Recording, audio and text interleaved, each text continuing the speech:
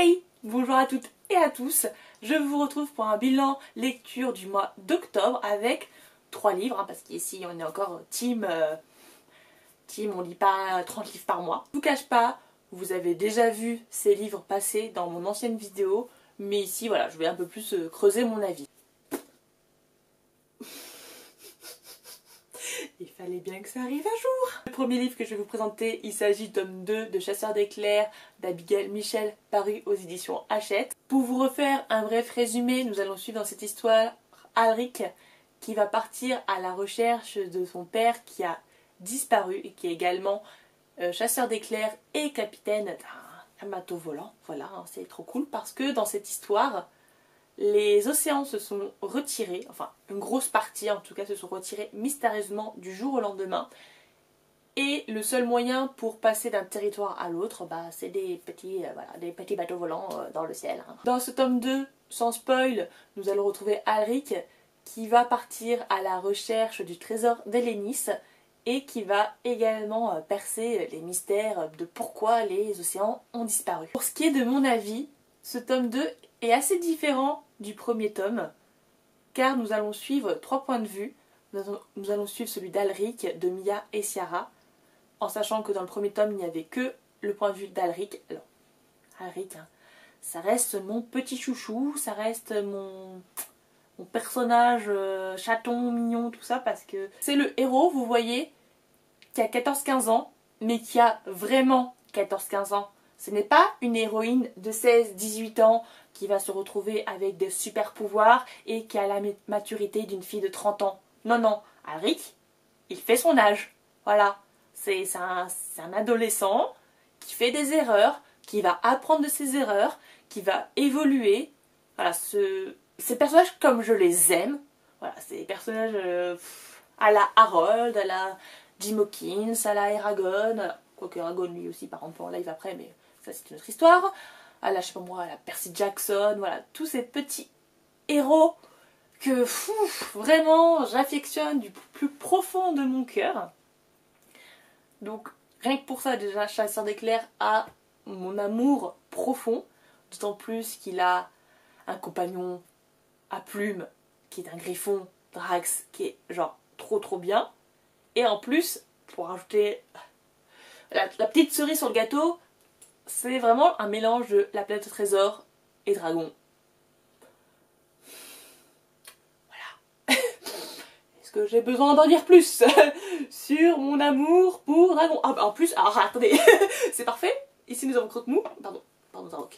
Ici nous avons, non, de l'autre côté, voilà. Ici nous avons Croque-Mou, et là nous avons un roman du film La Planète au Trésor. Attendez, il est juste là. Ah, pardon. Je vais m'en sortir, voilà. Voilà. J'ai même pas fait exprès. Cette saga ne pouvait que me plaire. Excusez-moi, je me suis un peu laissée porter.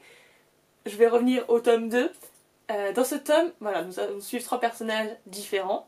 Mia et Ciara, nous les suivons aussi dans le tome 1, mais avec la vision d'Alric. Et là, nous allons suivre un peu leur quête à elles, ce qui va mener à d'autres révélations qui sont très intéressantes. Et dans ce livre, vraiment il y a un thème que j'affectionne particulièrement, même s'il me fait très mal. Vraiment, j'ai failli lâcher ma larmichette.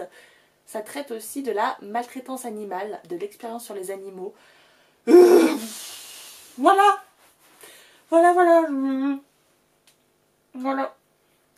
Ceci est la tête d'une fille traumatisée. Je ne pensais pas trouver ce thème-là dans ce livre. Et c'était une bonne surprise, hein, même si elle fait très mal. Mais franchement, c'est bien joué. C'était très intéressant. Il y a plein de révélations dans ce tome-là. Alors, il y a, disons, une révélation, un petit cliffhanger que j'ai vu un petit peu venir. Ça n'empêche pas la surprise, hein. Voilà, moi, des fois, quand j'ai vu des trucs, je suis contente de les avoir devinés et je suis contente que ça arrive. Voilà, je pense que j'aurais été très triste si la révélation qu'il y a eu n'avait pas été là. Voilà. Ça n'enlève rien au charme de l'histoire et à tout le reste. Pour en terminer avec Chasseur d'éclairs, franchement, si vous aimez La Planète au Trésor, le steampunk, les bateaux volants, les héros tout choupinous, les compagnons poilus à plumes, tout ce que vous voulez à écailles, et même si à écailles, j'ai pas encore vu ça, mais voilà. Quoique si Croque-Mou il a des écailles. Autant pour moi. Voilà, si vous aimez tout ça, franchement, allez-y les yeux fermés. Chasseur d'éclairs vaut vraiment, vraiment le coup, et ce serait dommage de passer à côté de cette pépite.